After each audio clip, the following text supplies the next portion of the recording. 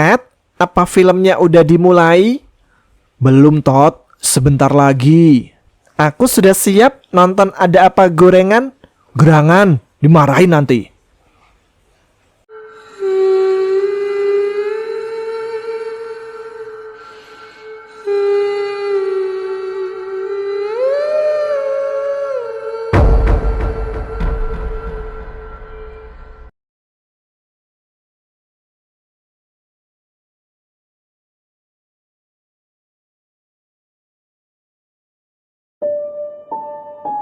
Assalamualaikum warahmatullahi wabarakatuh. Jumpa lagi dengan saya Tama dalam Ada Apa Gerangan 2. Bagaimana kabar kalian? Semoga selalu diberikan kesehatan dan juga rezeki yang cukup. Jumpa lagi di Ada Apa Gerangan 2, di mana di sini saya akan secara khusus membacakan cerita-cerita mistis bersambung. Dan atas permintaan teman-teman semua yang kemarin sudah memenuhi syarat untuk komen di atas 100 menyetujui jika cerita Sentot dilanjutkan. Setelah dari Desa Siluman, Sentot tampaknya belum berakhir. Karena atas kesalahannya sendiri, Sentot melemparkan kedua adiknya Jay dan Gunawan terlalu jauh. Niatnya sih menuju ke Gunung Lawu, tapi ternyata kejauhan bahkan sampai ke Rinjani. Nah, Sentot yang merasa bertanggung jawab akhirnya harus mencari keduanya. Disinilah dia meminta tolong Edi untuk menemaninya untuk mencari kedua adiknya menuju ke Gunung Lawu. Namun ternyata tidak ada di sana.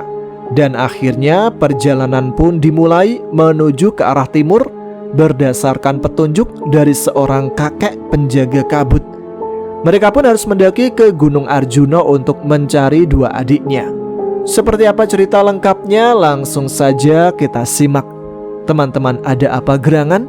Ceritanya mulai dari sini.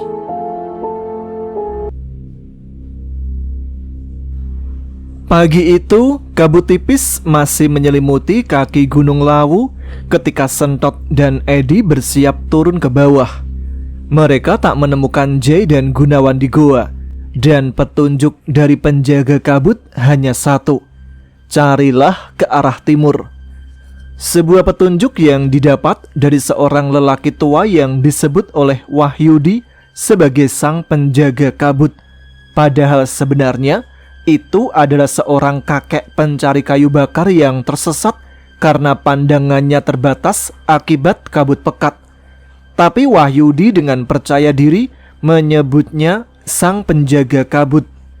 Tapi entah kebetulan atau kemujuran, orang tua itu mengarahkan untuk pergi ke arah timur.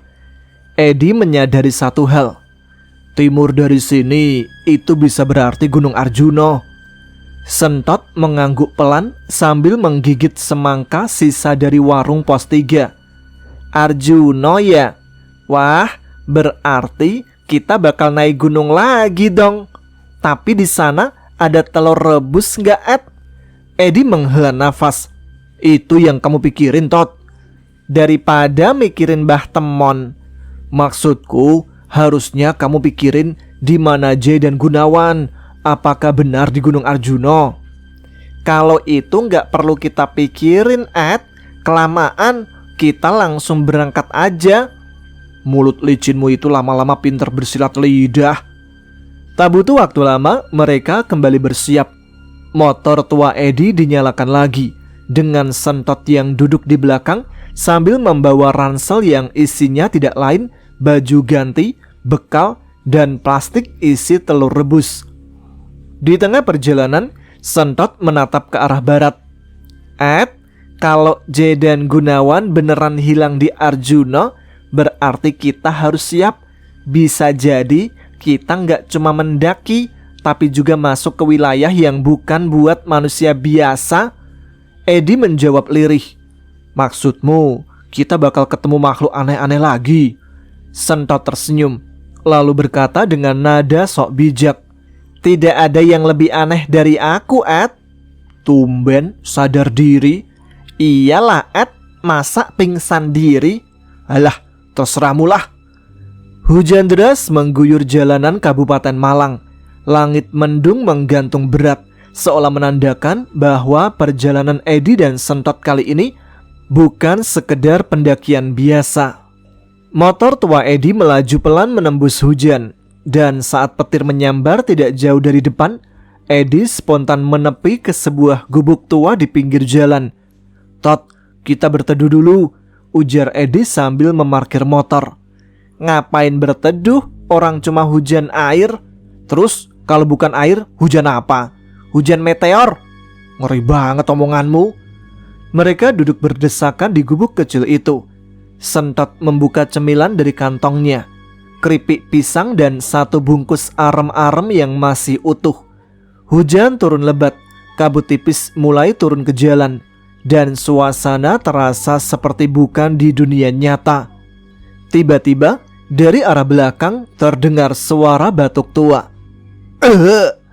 "Anak muda, kalian mau kemana di cuaca begini?" Seorang kakek muncul dari balik kabut, mengenakan mantel hujan lusuh dan menenteng tongkat bambu. Matanya tajam namun ramah, suaranya berat tapi tenang. Edi menjawab sopan, "Kami mau ke Gunung Arjuno, kek, cari teman yang hilang." Mata sang kakek menyipit. "Arjuno ya? Kalau lewat jalur resmi bisa panjang dan penuh pemeriksaan. Tapi ada satu jalur tidak jauh dari sini. Orang-orang tidak tahu, tapi aku bisa antarkan kalian. Lewat jalur itu kalian bisa masuk langsung ke dalam rimba tanpa banyak dilihat orang." Edi ragu. "Oke, maksudnya jalur ilegal?" Sebelum Edi bisa lanjut bertanya, Sentot yang sedang menikmati cemilan langsung memotong. "Kita ikut aja, kek. Jalur resmi itu terlalu formal. Kita ini sedang dalam misi penting." Edi melirik tajam. "Tot, kamu jangan asal iya aja." Tapi kakek itu tertawa. "Anak ini pintar. Arjuno bukan cuma gunung. Di dalamnya ada yang tidak bisa dijelaskan. Kalian bukan pendaki biasa, kan?" Edi menunduk diam. Dalam hati dia sadar ucapan kakek ini terlalu tepat untuk dibiarkan. "Kenapa kakek tahu kalau kami bukan pendaki biasa? Soalnya biasanya kami bukan pendaki, biasanya kami pendekar." Kakek itu tertawa renyah mendengar jawaban Sentot.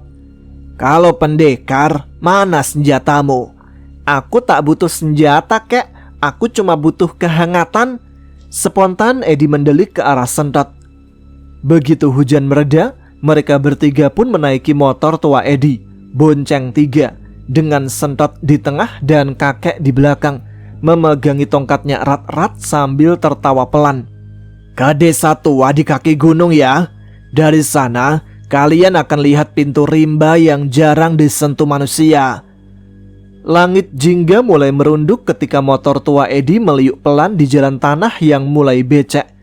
Desa kecil di kaki bukit menyambut mereka dengan sunyi yang tidak biasa. Satu persatu rumah panggung dari kayu lewat di sisi mereka. Warga tampak lalu lalang.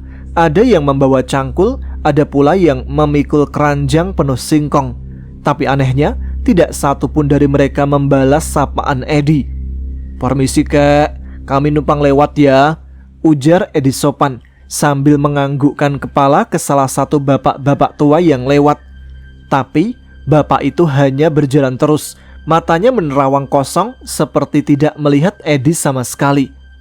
"Ed, itu orang pulen apa gimana sih?" tanya Sentot yang duduk di tengah, masih pakai helm dengan kacamata hitamnya yang sedikit turun. "Kok pulen? Apa yang pulen? Mereka manusia, Tot, bukan singkong."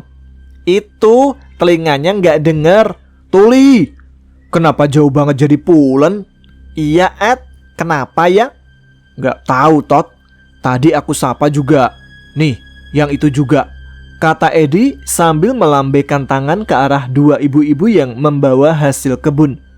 Tidak ada respon, bahkan tatapan mereka seolah menembus tubuh Edi dan Sentot. Sentot mulai gelisah. "Kita nggak jadi hantu kan, Ed?" "Kita? Kamu aja lah, Tot. Orang aku manusia tulen," sahut Edi cepat. Kakek di belakang mereka hanya terkekeh pelan. "Mereka bukan tidak melihat, tapi mungkin sedang fokus dengan pekerjaannya. Edi melirik lewat kaca spion. Maksudnya pekerjaan apa? Orang pada fokus menggosip. Sentot langsung membetulkan posisi duduknya. Apa jangan-jangan ini desa gaib, Kak? Kakek itu hanya tertawa ringan. Desa biasa kok. Mereka pun melanjutkan perjalanan sampai tiba di ujung desa. Rumah-rumah mulai jarang, digantikan ladang yang membentang, dipagari semak-semak liar dan pohon-pohon kecil. Di ujung sana berdiri sebuah gubuk reot, tampak sudah tua termakan cuaca. Nah, di sana saja simpan motornya, ujar sang kakek. Serius, Kak? Aman gak? Tanya Edi sambil melirik sekitar yang sepi. Aman, tidak ada yang akan mencuri motor di sini. Desa ini aman.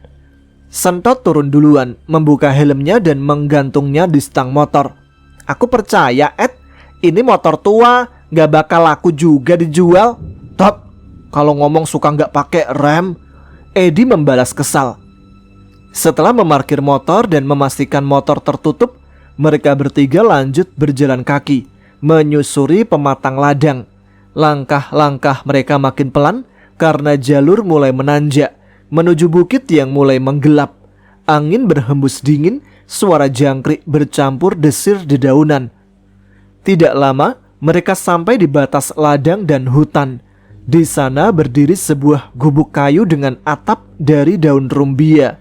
Lampu minyak tergantung di sudutnya, memancarkan cahaya kekuningan yang temaram. Nah, kita istirahat dulu di sini. Sudah hampir maghrib. Tidak baik masuk rimba saat cahaya hilang, ujar si kakek sambil membuka pintu gubuk. Edi dan Sentot masuk. Di dalam hanya ada tikar pandan, sebuah tungku kecil, dan beberapa kendi air. Tapi aroma kayu, tanah, dan dupa membuat suasana terasa tenang sekaligus janggal. Kakek itu menyulut api kecil di tungku, lalu duduk bersila. Kalian lapar? Sentot sudah duduk membuka tasnya. Aku sih selalu ada logistik. Nih Ed, kita punya roti sobek sama keripik tempe. Kek, mau juga nggak? Kakek itu tersenyum sambil menerima sepotong roti. Terima kasih. Di jalur ini bukan tenaga saja yang diuji, tapi juga mental. Edi menatap kakek itu. Kalau boleh tahu, Kak, siapa panjenengan sebenarnya? Kakek itu memandang mereka dalam-dalam lalu menjawab pelan. Dulu aku juga pendaki, tapi suatu hari aku tak pernah turun lagi. Bukan karena hilang, tapi karena memilih tinggal di sini karena betah. Tapi jalur ini aman gak? Tanya Edi memastikan. Aman, asal kalian tidak macam-macam. Namanya jalur gunung, pasti ada makhluk halusnya. Sentot meneguk air dari botolnya. Berarti kita bakal ketemu makhluk-makhluk aneh ya, Kek? Kakek itu hanya tersenyum samar. Kalian akan tahu nanti. Malam mulai turun perlahan. Angin di luar gubuk makin dingin dan suara hutan mulai hidup. Dari kejauhan terdengar lolongan samar. Bukan anjing, bukan serigala, tapi sesuatu yang tak bisa dijelaskan. Malam itu angin dari kaki gunung berhembus pelan, membawa udara dingin yang membuat tubuh menggigil. Di dalam sebuah gubuk tua berdinding anyaman bambu, Edi dan Sentot duduk bersila bersama sang kakek misterius. Suara jangkrik bersaut-sautan di luar, sementara cahaya dari lampu teplok di sudut ruangan menari-nari kecil di atas dinding anyaman. Tikar lusuh yang mereka duduki terasa hangat, entah karena sudah lama digunakan atau karena memang ada sesuatu di dalam gubuk itu yang membuat nyaman. Kakek itu membuka pembicaraan sambil menyeruput teh hangat dari gelas kaleng yang entah sejak kapan muncul. Kalian tahu, jalur yang akan kalian lalui bukan jalur biasa. Jalur ini tua, jauh lebih tua dari jalur-jalur resmi yang dibuat manusia. Sentot menggeliat. lalu berbisik pelan ke Edi. "Ed, ini teh kakek enak banget. Padahal airnya dari mana ya? Aku nggak lihat ada dapur." Edi menatap gelasnya dengan bingung. "Aku juga nggak lihat dia bikin teh." Kakek itu seolah mendengar bisikan-bisikan mereka. Ia tersenyum tipis, menatap keluar jendela yang hanya berupa lubang persegi. "Kalian tak perlu khawatir soal itu. Di jalur ini, yang penting bukan apa yang kalian bawa, tapi apa yang ada dalam hati kalian." Sentot langsung menimpali. "Kalau hatiku sih penuh cinta, Kek. Cinta sama telur rebus." Edi menyikut Sentot pelan, tapi sang kakek justru terkekeh kecil. "Hahaha, telur rebus ya? Anak muda zaman sekarang memang lucu. Tapi ingat, Gunung Arjuno menyimpan banyak rahasia. Kalian bisa bertemu apa saja di sana, termasuk yang sedang kalian cari." Edi lalu memberanikan diri bertanya, Kek, kenapa kami harus lewat jalur ini? Maksud saya, kenapa bukan jalur resmi?" Kakek itu mendongak menatap langit-langit yang gelap. "Karena mereka yang kalian cari bukan berada di jalur yang bisa dijangkau oleh manusia biasa.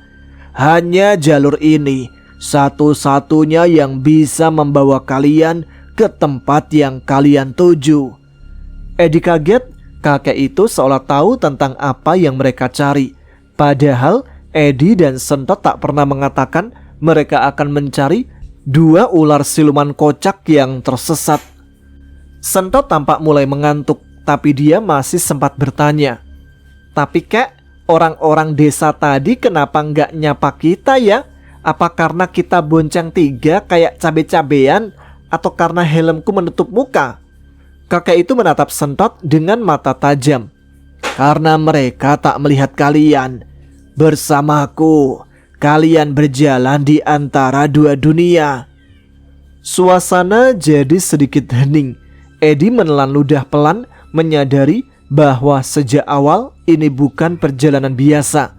Sentot mendekap bantal tipis yang disediakan, lalu bertanya polos, "Kek, kakek punya stok telur rebus nggak buat besok pagi? Soalnya aku kalau nggak sarapan telur rebus suka bisulan."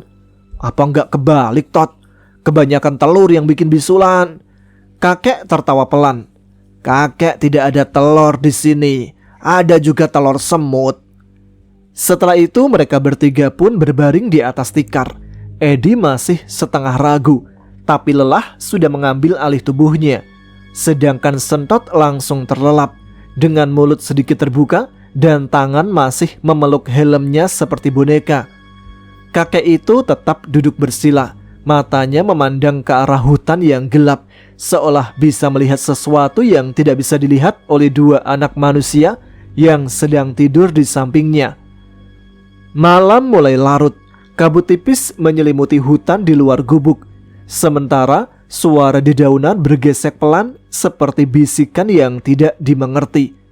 Di dalam gubuk, suasana hangat dan tenang. Edi sudah tertidur dan Sentot pun mendengkur halus sambil memeluk helm kesayangannya. Namun tiba-tiba, jangan ambil telurnya, Gunawan! Aku bilang jangan direbus!" Sentot menjerit dan menendang-nendang ke udara. Tubuhnya menggeliat seperti cacing kepanasan. Edi langsung terbangun dan duduk tegak. "Tot, Sentot, bangun! Mimpi lagi kamu!" Edi mengguncang tubuh Sentot yang kini mulai berkeringat dingin. Kakek yang tidur di bawah mereka, di ujung tikar, pelan-pelan mengangkat kepalanya dari balik gulungan sarung putih yang menyelimuti dari kaki sampai kepala. Tapi karena cahaya temaram lampu teplok dan karena kepala kakek hanya nongol setengah, wujudnya tampak seperti pocong. Dan benar saja, begitu mata Sentot terbuka dan melihat bayangan putih duduk tegak di kakinya. "Pocong! Sialan!" teriaknya sambil menendang sekuat tenaga ke arah pocong. Tendangan lurus Sentot menghantam rahang si kakek. "Oh, astaga, bocah iblis! Raung si kakek sambil terjungkal dan sarungnya terlepas dari kepala, menampakkan wajah keriputnya yang sekarang masam luar biasa. Edi buru-buru memegang Sentot yang masih panik. "Shh, itu kakek Tot, bukan pocong. Tenang, tenang." Sentot melotot sambil megap-megap. Tapi dia pakai sarung kayak pembungkus lontong, terus duduk kayak mayat baru bangkit, Ed. Si kakek duduk sambil memegang dagunya yang kini mulai bengkak. Wajahnya cemberut seperti habis digigit tawon. "Anak kecil zaman sekarang ya, tidur aja rusuh. Dikira aku pocong," omelnya sambil memperbaiki posisi duduk dan menyambar sisa teh hangatnya. Sentot yang mulai sadar hanya bisa nyengir. "Maaf kak, refleks. Soalnya tadi mimpinya serem. Gunawan nyuri telur rebus, terus direbus pakai air comberan. Serem banget." Edi menepuk dahinya sendiri. "Kenapa semua mimpi kamu selalu berujung sama telur sih, Tot?" Si kakek menggeleng-geleng sambil mengurut pelipisnya. Sudah, besok pagi kalian harus jalan jauh. Kalau aku mimpi aneh, paling-paling cuma dikejar genderuwo. Ini kamu malah teriak-teriak soal telur rebus." Mereka pun akhirnya kembali tidur, walau si kakek masih terus menggerutu sendiri memeluk bantal kecilnya. "Pocong katanya, dasar anak gak ada tata krama. Kalau tadi aku balik kasih jurus, bisa ciut itu celana. Mana kakinya lumpur semua gak dicuci." Sentot yang sudah kembali tidur pelan-pelan berbisik ke Edi. "Ed, kayak ada suara kuntilanak ngerumpi." "Itu si kakek lagi ngedumel, bukan kunting ngerumpi." Edi hanya bisa menahan tawa dalam gelap sambil menarik selimut seadanya. Malam pun kembali tenang dengan suara dengkur 3 makhluk aneh dalam satu gubuk kecil, menandakan bahwa perjalanan mereka baru saja dimulai dengan kekacauan. Pagi menjelang dengan cahaya lembut menembus celah-celah anyaman dinding gubuk.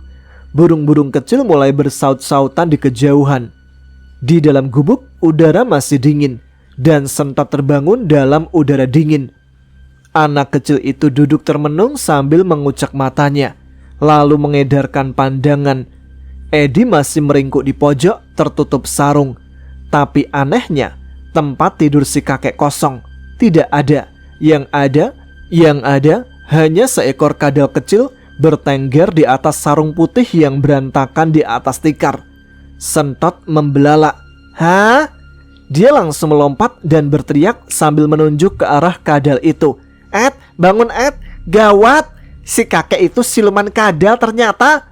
Edi terlompat-lompat bangun sambil linglung. "Apa? Siluman apa?" Sentot menunjuk dengan dramatis. Satu tangan di pinggang, satu lagi mengarah tegas. "Tuh, lihat Ed, kakek semalam hilang, tinggal sarung putihnya, dan itu ada kadal, artinya dia berubah." Edi mendekat lalu menatap kadal itu serius. "Wah, iya Tot, masuk akal. Pantas aja, dari kemarin aku ngerasa ada yang aneh sama dia." Sentot ikut mengangguk penuh keyakinan. "Iya kan Ed, wajahnya itu kayak kadal, terus jenggotnya itu kayak jenggot kambing." Edi ikut menimpali. "Matanya juga belok kayak mata iguana. Ngeri Tot, ngeri." Sentot semakin semangat. "Mungkin dia ngincar kita buat dijadikan makanan siluman atau dijual ke dunia bawah tanah." Tiba-tiba pintu gubuk terbuka pelan dari luar, dan tampaklah si kakek berdiri di ambang pintu sambil menguap. "Kenapa kalian rame-rame pagi-pagi ya?" tanyanya datar. Edi dan Sentot langsung melompat mundur ke belakang. "Siluman kadal!" teriak mereka bersamaan. Kakek itu mengernyit. "Apa? Mana siluman kadal?" Sentot menunjuk ke arah sarung putih, dan kadal yang sebelumnya ada sudah kabur. "Itu, kakek hilang, terus ada kadal nongol, artinya kakek berubah jadi kadal." Kakek itu mendesah panjang, lalu menutup pintu dengan sedikit keras. "Enak saja, aku tadi keluar pipis. Masa iya ke belakang doang langsung dituduh siluman?" Edi memicingkan mata. "Tapi kenapa pas kakek gak ada malah ada kadal di sarungnya?" Ya mungkin kadalnya lagi kedinginan. Lagian kamu semalam tidur sambil ngompol juga, kata si kakek sambil melirik Sentot. Sentot langsung membela diri. Itu bukan ngompol, Kek. Itu bunga mimpi. Kebetulan bunganya lagi disirami, jadi basah. Kakek itu berjalan mendekat dan duduk di lantai. Dan aku juga dengar kalian ngomongin aku. Mukanya kayak kadal, jenggot kayak kambing, mata kayak iguana. Enak saja. Sentot langsung menutup mulut. Loh, kok kakek dengar? Ya dengarlah. Kalian ngomongnya sambil teriak-teriak kayak di pasar sapi. Edi dan Sentot saling pandang, lalu pelan-pelan tertawa. Maaf, Kek. Iya, maaf, Kek. Tapi kakek itu mirip kadal yang tampan. Pasti kalau jadi kadal beneran, banyak cewek-cewek kadal bakal tergila-gila. Apalagi jenggot kakek kayak jenggot kambing. Pasti kalau jadi kambing, banyak kambing yang minder. Kakek itu melotot. Kalian pikir aku akan tersanjung dengan pujian kalian? Mana ada pujian kok disamain kadal sama kambing. Akhirnya ketiganya tertawa pagi itu, walau si kakek masih ngedumel sendiri. Anak sekarang baru bangun sudah nuduh orang siluman. Kalau aku siluman beneran, udah aku gigit dari kemarin. Sentot nyengir sambil nyalain kompor kecil untuk bikin teh. Kalau kakek siluman beneran, pasti sudah kabur karena takut dengan Sentot men. Bentak si kakek sambil lempar sandal. Suasana pagi pun kembali hidup dengan candaan dan celoteh yang mengiringi hari baru dan perjalanan yang segera akan dimulai ke jalur ilegal Gunung Arjuno, penuh teka-teki dan kemungkinan baru. Setelah sarapan seadanya, roti kering sisa semalam, teh manis hangat dari termos, dan beberapa keripik singkong yang entah milik siapa, mereka bertiga akhirnya keluar dari gubuk. Embun pagi masih menempel di rumput, dan aroma tanah basah dari sisa hujan malam terasa segar di udara. Mereka berjalan menyusuri jalan setapak kecil yang dipenuhi ilalang dan semak rendah. Kakek tua itu berjalan di depan, tongkat kayunya mengayun santai. Meskipun langkahnya terlihat ringan dan anehnya tidak pernah terdengar suara kakinya menapak. Begitu tiba di batas hutan, sebuah bukit membentang di depan mereka, rimbun dengan pohon-pohon tua dan kabut tipis yang menggelayut di pucuk-pucuknya. Kakek itu berhenti, membalikkan badan sambil menunjuk ke depan. Kalian harus melewati hutan di bukit ini lebih dahulu, katanya pelan. Gunung Arjuno ada di balik bukit ini. Edi menatap lebatnya pepohonan. Terus kakek ikut mendaki juga enggak? Kakek itu menggeleng. Aku hanya bisa mengantar sampai sini. Aku masih ada urusan lain. Edi menyela sebelum Sentot ngelantur. Kalau gitu, jalurnya gimana, Kek? Supaya kami nggak nyasar. Kakek itu menunjuk jalan setapak yang agak samar, menyusup masuk ke dalam lebatnya hutan. Ikuti jalan setapak ini, terus saja. Nanti kalian akan menemukan sebuah batu besar. Nah, di situ kalian ambil arah kanan. Sentot langsung bertanya, batu besar itu seberapa besar, Kek? Sebesar bis. Kakek menggeleng. Bukan. Sebesar rumah? Bukan juga. Sebesar meteor? Bukan. Sentot mendesis kesal. Terus sebesar apa? Kakek menatapnya datar. Pokoknya besar. Kalau kamu lihat, kamu tahu. Gak bakal kelewat. Sentot nyengir. Tapi kan besar itu relatif, Kek. Bagi semut, sandal jepit juga besar. Kakek menghela nafas panjang. Pokoknya itu satu-satunya batu besar di situ.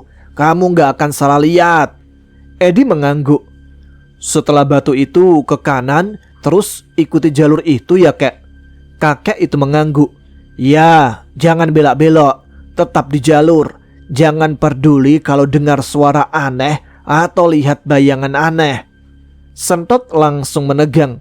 Suara aneh? Bayangan aneh? Wah, mulai mistis ini. Kakek menatap keduanya dengan sorot mata yang sulit ditebak, antara peringatan atau sekedar menggoda. Lalu ia membalikkan badan dan mulai berjalan menjauh, masuk kembali ke dalam kabut. Jaga diri kalian baik-baik. Kalau kalian bertemu aku di atas gunung sana, ajak aku pulang, gumamnya terakhir sebelum sosoknya pergi benar-benar lenyap ditelan kabut hutan. Edi dan Sentot berdiri di tempat saling pandang. Tot, ini gila gak sih? Tanya Edi pelan. Sentot mengangkat ranselnya ke punggung dan mulai melangkah. Gila sih iya, tapi aku sudah siap. Kalau J dan Gunawan di balik bukit itu, kita harus temuin mereka. Edi menghela nafas, lalu menyusul langkah Sentot. Jalur setapak mulai menelan mereka, dan petualangan mereka di jalur ilegal menuju Gunung Arjuna penuh misteri dan teka-teki baru saja dimulai. Langkah kaki mereka berdua semakin dalam menembus rimba. Suara burung pun mulai hilang, digantikan bisikan angin yang menusuk dedaunan, dan sesuatu yang lain, sesuatu yang mengawasi. Sentot berhenti sejenak menoleh ke kiri. Ed, kamu dengar suara itu? Edi mengangguk pelan, menggenggam erat tali ransel di bahunya. Kayak ada yang ngikutin kita, Tot. Mereka kemudian berjalan lagi. Sentot yang berjalan di depan merasa aneh karena ada langkah kaki di belakang Edi. Ed, ada yang ngikutin kita. Iya, Tot, bener. Gimana kalau kita noleh bareng-bareng? Iya, Ed, hitung sampai 1 juta ya. Kapan kelarnya? 3 aja. 1, 2, 3. Mereka pun menoleh bersamaan. Dan ternyata di belakang Edi ada sosok yang sangat mereka tidak sangka. Itu kakek tadi. Kakek ngapain ngikutin kami? Katanya ada urusan lain. Oh, anu itu. Ayo, anterin kakek turun dulu. Kakek lupa jalannya. Edi dan Sentot saling pandang. Kakek kan yang menunjukkan arah ke sini. Kenapa lupa jalan pulang? Maklum, kakek kan sudah tua, rada-rada pikun. Ya udah, Ed, ayo kita anterin aja. Kasian kakek kadalnya. Siapa kakek kadal? Maksudnya kakek ini siapa namanya sih? Namaku Pucuk Jiwo. Kayak iklan teh, Ed. Oke teman-teman, sampai di sini dulu cerita Sentot dan Edi dalam rangka mencari adiknya yang bernama J dan Gunawan. Awal cerita cukup bikin penasaran ya. Awal-awal mendaki ke Gunung Arjuna dan bertemu dengan seorang kakek misterius bernama siapa tadi? Pucuk Jiwo. Seperti apa kelanjutannya kita simak pada episode selanjutnya. Bagi yang tidak mau ketinggalan, jangan lupa aktifkan notifikasinya ya. Terima kasih untuk teman-teman yang sudah menyimak episode kali ini. Dan jangan lupa juga tuliskan komennya, tunjukkan eksistensi kalian. Sekarang saya Tama harus pamit. Kita jumpa lagi di episode selanjutnya dengan Sentot dan Edi. Tetap semangat, jaga kesehatan. Wassalamualaikum warahmatullahi wabarakatuh.